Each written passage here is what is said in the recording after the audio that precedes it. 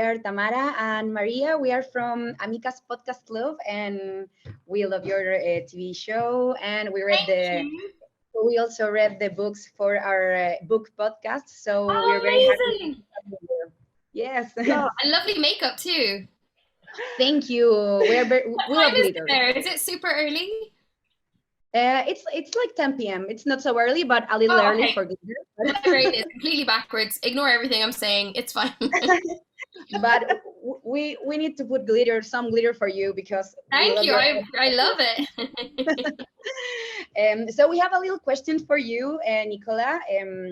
First of all, what fans can expect for the new season? The new season is the Bridgerton world, like, but it's expanded and it's just sort of blown up. I think, it was exciting getting to establish Bridgerton in season 1, but it was kind of a lot of us going, oh, it's a period drama, but not like you expect, and it's colorful, it's this. Whereas now we don't have to explain that. We just go, it's Bridgerton, and people understand what Bridgerton means.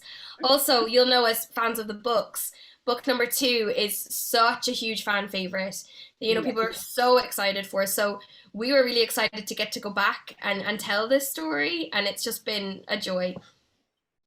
And I think that working with Shondaland and all the crew must be fantastic, right? It's amazing. I mean, Shondaland, I can honestly say they're, a production company that makes you feel so valued as an actor, and they're amazing and just like have our back so much and are always there at the end of the phone if we have a question about our characters. Like Chris Van Dusen was amazing. Like Luke Newton and I, we got the scripts not all at once, so we got like episodes 1 and 2 and then 3 and 4, so we didn't know exactly where our stories were going, but Chris jumped on a Zoom with Luke and I when we had questions about what was happening, and he was like, okay, well, it's going to reach to this, but we're thinking of including this but not this. And it's so nice to know that you can ask those questions. So yeah, it's great. Super work team, I think, right? Yeah, amazing. Yeah. Great. So, Nicola, I want to know what is the most funny thing about playing Lady Whistledown and the hardest? Oh God, it's what was really fun this time was getting to play Lady Whistledown like outright, not just like little glimpses in this. It was like the whole thing just got blown wide open. So it was wild, getting the script and go, okay, what's she gonna do? Where is this going to take her? And to get to go into the underworld of London and into the print shop and sort of be making, like, she makes deals with the printer and she's very sassy. And I was like, it was so much fun. And like every day with her was sort of new and unexpected. But then you also see, my God, she's really lying to all these people. And like, what was that due to? Like the stress of it, Yes, she's a super powerful character too. I mean, yeah. In the first series, you don't think that will be the end, so it's very shocking. Yeah. So in real life, what are your like similarities between you and Lady Whistledown? Do you like to gossip as much as her? I don't think. Oh well, I can't lie as much as her, so I will just outright. I'm a very open book, unlike Penelope. I think with me, what you see is what you get. But I mean, I totally read celebrity gossip. I always like to know, like, which pop star is dating which movie star and all that stuff. As long as it's not hurting anyone and it's all good, clean fun, that I'm so up for gossip. And even on the set, I'm like, has anyone kissed who? Has anyone done this? Boringly, most people know they don't. On this set, it's like annoyingly well behaved. So I'm hoping in season 3 we'll have some on-set romances. I'm really rooting for them. I think that's great. Like to be on set, like to have the possibility to watch like all the gossip. And all that kind of stuff. A lot of our supporting artists, so the amazing background actors that, a lot of them have been with us since season 1. A lot of them are the ones that you can see are flirting with one another. So I'm always like, I am watching them. I'm always like, okay, he was talking to her and now they're, yeah. So Lady Whistledown does sort of come into real life, even if you don't want it to. Like sipping the tea and... Very much, yeah. Great. So how do you think your character will gossip these days? Will she have a secret Instagram, or maybe she create a blog? Oh yeah, I feel like an anonymous Instagram. I feel like she's very demois. Do you follow demois? Okay. Yeah, I feel like she's very into that. I think she'd have a Twitter. I think she'd have an anonymous Twitter account. Would be very much her style. Do you think? Yeah, but I can only imagine like with a lot of humor, and I don't know, like the graphics would be like so funny. Yeah, like she'd be into memes and things like that, like making yeah, sure. The Anthony memes. yeah. All the memes. Yeah.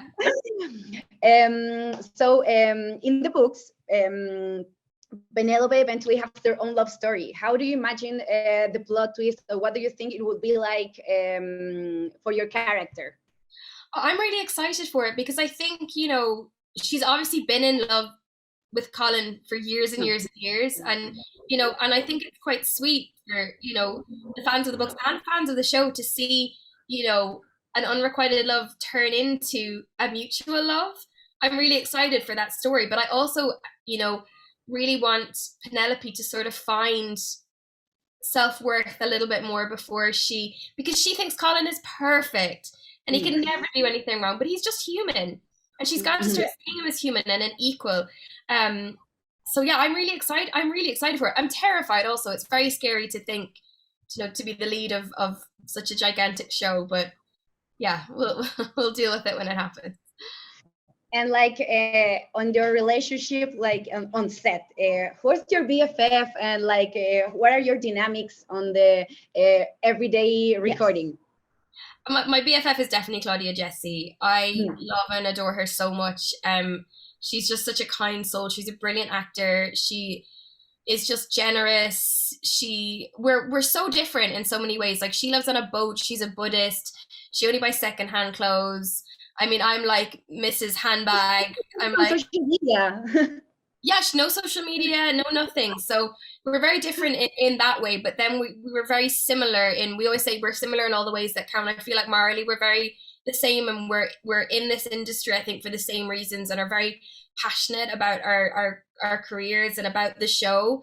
So we talk about our characters all the time and talk about the dynamics of their friendship and all of that. So yeah, to get to share that with her is really important. And I adore Luke Newton too. He's just like, he's a complete doll. He's just so lovely and genuine, really, really sweet. And Polly Walker, I have to mention Polly Walker, because Polly always plays these like super sassy, mean ladies, and in person she couldn't be sweeter.